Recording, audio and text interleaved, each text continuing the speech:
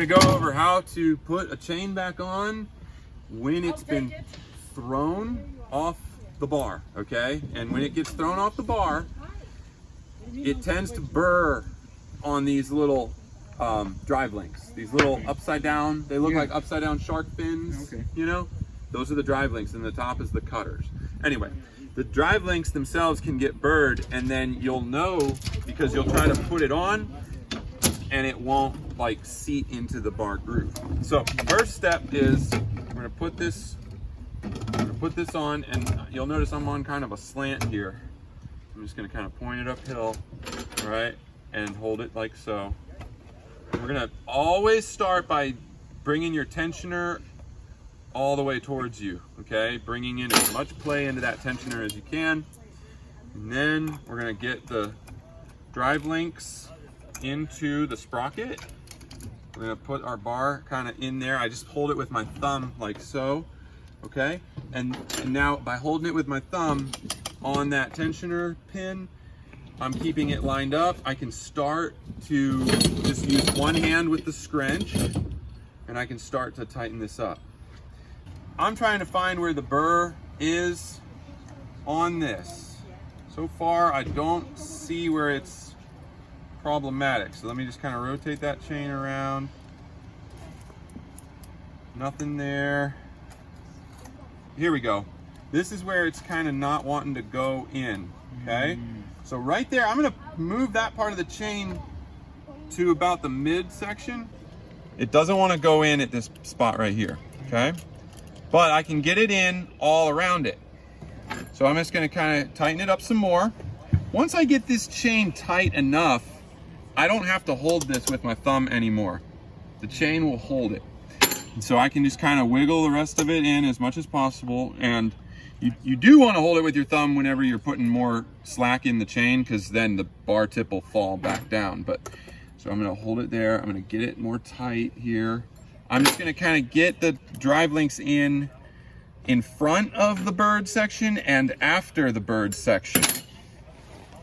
Okay, so I'm about right here. Now I want it about this loose, so it's not going in. It doesn't want to go in. I'm not going to force it. I'm just going to kind of put that sprocket cover on.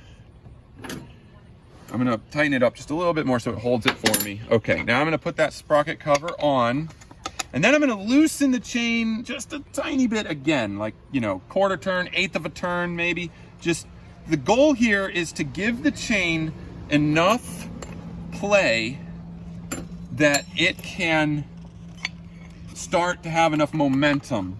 When I rev it, I'm gonna run this thing and it's going to clear the burrs on the bar itself. Now, this is a rough, down and dirty way of clearing the burrs, and it will slightly damage your bar. However, we go through bars, usually we go through bars anyway just because they get bent or something. So I don't really care. I'd rather just get this chain back in motion. All right, so anyway, we're gonna loosen it up just a little bit here, again, to give it the momentum that it needs. I'm having these bar nuts just snug enough that like they're holding it flush, they're holding the bar flush, but I want to be able to have that chain to just run. So I'm gonna put my helmet on.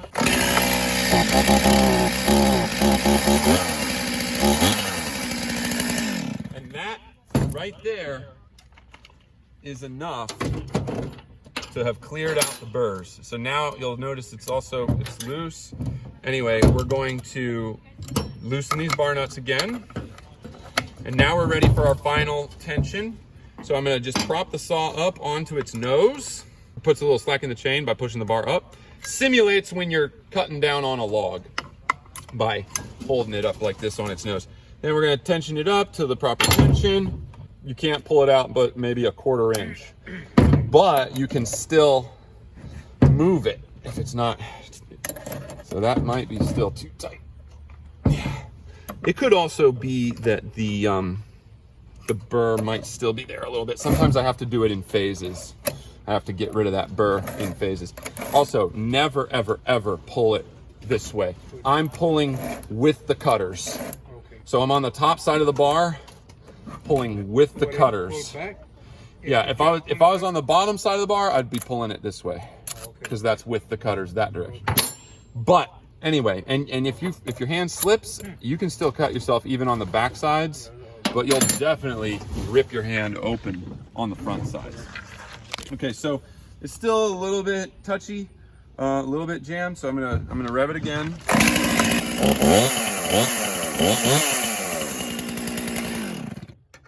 So it cleared itself out.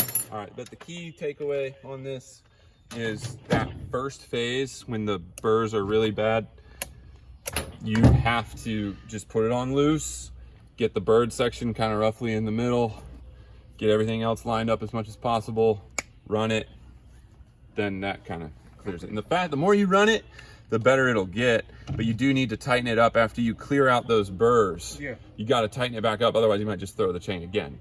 Sometimes when it's really bad, you run those burrs out. Like, I've had them so bad that like I have to have this whole section out, you know, and I run it, and then it's like hanging, you know, and you got to tighten it up a little bit and run it again, then tighten it up a little bit and kind of clear them out gradually, if you will. But anyways, that's how to fix it in the field.